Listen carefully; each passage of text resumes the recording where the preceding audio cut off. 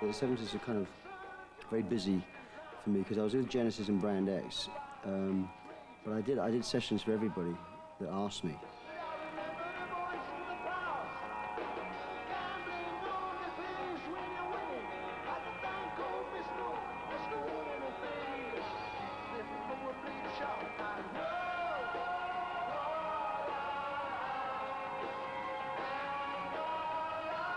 I did lots of work with Robert Fripp and Brian Eno and John Cale. People that a lot of people have forgotten about that I was actually working with them at this point. They always think it's a studio and One More Night, and they forget that I actually did all that stuff as well. I've always compared us to sort of someone like Monty Python, for example, that you have people in that well, I mean, they're not in existence anymore, but when they were, sort of writers in themselves and directors and what have you. They all go off and do their own things, but they'll come back for Python every now and again, the same way that Genesis do our things and come back as Genesis. When we write with a band, we go into the studio with nothing written at all. I think we all realise that if we wanted to bring a song in, we're better off doing it ourselves with other people, rather than being a session player on my song and a session player on Tony's song and Mike's song. So we decided to really use the band for doing just band things, and that is really writing from scratch, improvising as the three of us.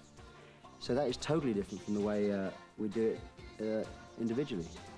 I mean, individually we just sit at home, I guess. I don't know how the other guys do it, but I just sit at the keyboard and with my drum machines or whatever, and I write.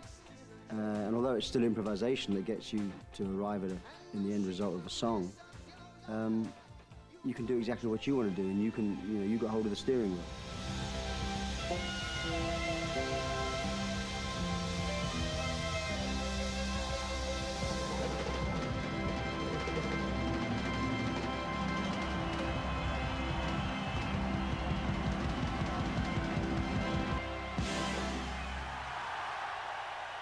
Well, I still have the opportunity occasionally when I play with Eric Clapton's band just as a drummer. I have done. I mean, I haven't done it in the last couple of years, but I used to really enjoy that, and it gave me an opportunity to actually just sit back and just, have a drink before the show and not worry about talking to the audience and not worry about the responsibility wasn't mine. It was his. All I had to do was play. That I kind of miss some of that. I miss some the fact I don't do more of it anyway. But the opportunity that it's given me to write and to communicate with people, and to communicate my feelings to people, I think I would never change that. I think I'm a very lucky boy. We got the video people here to talk about the new single. I forgot. Okay, well, let's get on with it. The very first one I think that we ever did was for Robbery, Assault and Battery on Trick of the Tail, and they were called promotional films in those days. And we did one for that song, we did one for Ripples, and we did one for Trick of the Tail. Trick of the Tail is probably the most embarrassing video I've ever been in. There's a very small me running up and down the piano. I mean, it's, when you look back and think, who told me to do that? Whose lapse of taste was this? Was this mine? I think it was a mixture of me and the director and the other guys. Everyone was to blame for that, I think. But the Robbery, Assault and Battery one was actually quite good fun. Robbery, assault and battery, felon and his felony. Robbery, assault and battery, felon and his felony.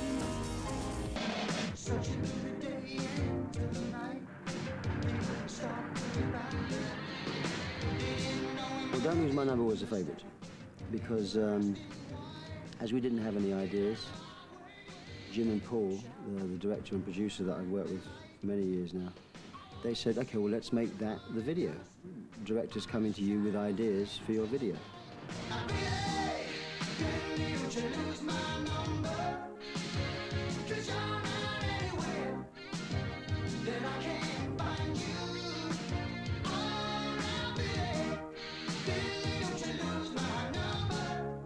It was just a bit of fun, really.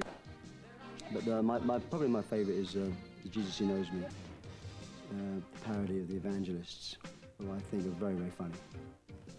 They don't mean to be, but they are. God's everywhere. He just uses me as his instrument.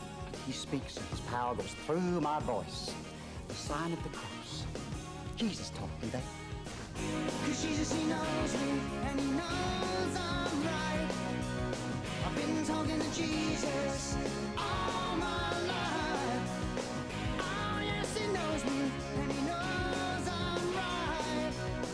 And he's been telling me everything is all right. Having done quite a lot of music, I just think that somewhere along the line maybe there's a new challenge, you know. So what's the problem? Well, there may be some kind of an epidemic spreading in the gay community, and I'd like to just come in and have a look around. I'm sorry, that's impossible. We have to protect the confidentiality of our clients. I know. I play a combination of people. There was no one Eddie Papasano, which is the name of my character. I mean, he didn't exist. He was really a combination of all the bathhouse owners in San Francisco that were banding together to try and dissuade the authorities to close the bathhouses, which were actually, you know, to all intents and purposes, the breeding ground of the disease at one point in the early days, because they were basically male brothels, you know, and these guys would have sold their grandmother just to sort of to keep the business going, and I sort of personified that feeling with just you know, that we make the money when the guys come in, and the doctors make the money when the guys come out. You know, life goes round in circles. Well, I did an episode of Miami Vice in 1985 where I played sort of spiv, shill type character.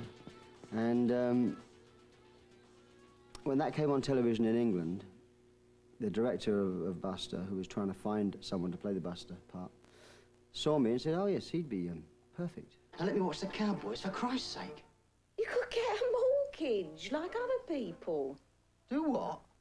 Borrow it from a bank. Well, I do borrow from banks. I mean, that is my job. I mean, with their permission.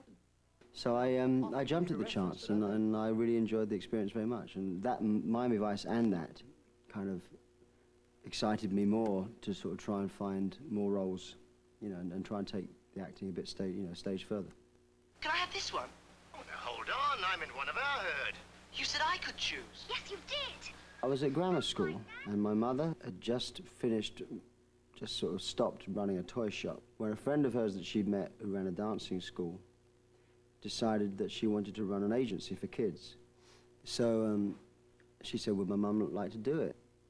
Before long, she was starting to get calls for jobs, sending kids along to auditions, and one of the calls she got was for kids to go and audition for the part of the Artful Dodger in Oliver, which is on the West End stage.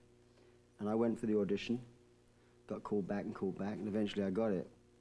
My headmaster at the grammar school said, I'm afraid, well done, old boy. He said, but I'm afraid that you can't do the whole run. You'd have to leave us, you know, because your education will undoubtedly suffer. So you have the choice of doing that or staying here. So you know, my mum and dad felt that it was a good opportunity to do something. So I left there and went to a drama school.